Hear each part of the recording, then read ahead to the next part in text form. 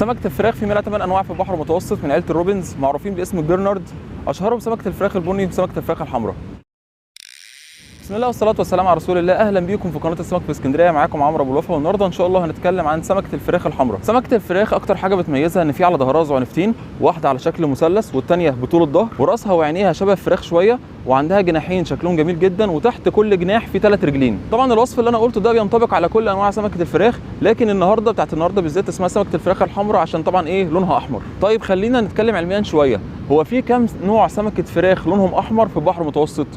هم 8 انواع سمكة فراخ في البحر المتوسط، منهم 6 انواع لونهم احمر. هم الجرنارد الاحمر، الجرنارد المخطط، الجرنارد طويل الزعنفة، جرنارد كبير الحجم، جرنارد شوكي، وجرنارد بيبر.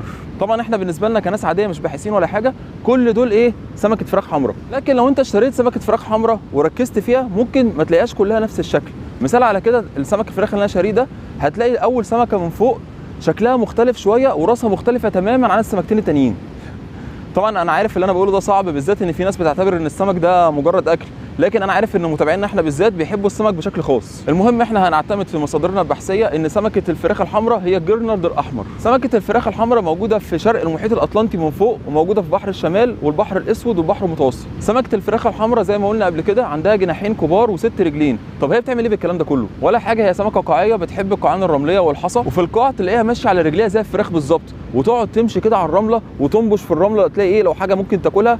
كمان رجليها كمان بتعمل كما جسات، بتحس مثلا لو في اي قشريات تحت الرمله ولا حاجه، وتبدا ان هي تنبش الرمله دي وتدور على القشريات دي. هسيب لك لينك فيديو في مربع الوصف بيوضح الطريقه، هتشوف انت بقى سمكه الفراخ وهي بتاكل ازاي في الارض، هتلاقيها بالظبط زي الفراخ العاديه بتاعتنا، بتمشي وتقعد تنقر في الارض. طب ايه لازمه الجناحات؟ وهي بتنبش في الارض الجناحات دي بتتفرد عشان يخيل لاي سمكه مفترسه او اي عدو مفترس ليها ان دول عينين حاجه كبيره، عينين سمكه كبيره، فما يقربش منها. سمكه الفراخ الحمراء عندها القدره انها تطلق صوت، والصوت ده بيجي من المثانه الهوائيه، بيبقى فيه عضلات بتضرب عليه، بيبقى الصوت ده عامل زي زي الطبله كده، اكن واحد مثلا قولونه منتفخ وعمال يخبط عليه. سمكه الفراخ بتعيش على اعماق من 15 متر ل 200 متر، بتوصل لبلوغ عند طول 25 سم او سن سنتين تقريبا، واقصى سن مسجل ليها 21 سنه. بيكون موسم التزاوج في الربيع والصيف، وبيبلغ ذروته في بدايه الصيف. ورغم انها سمكه قاعيه لكن البيض والولده بيكونوا على السطح. بالنسبه للصيد بتطلع في شباك الجر مع الصيادين، وبالنسبه للصيادين الهوايه بتطلع معاهم في صيد التسقيط هنا على المراكب.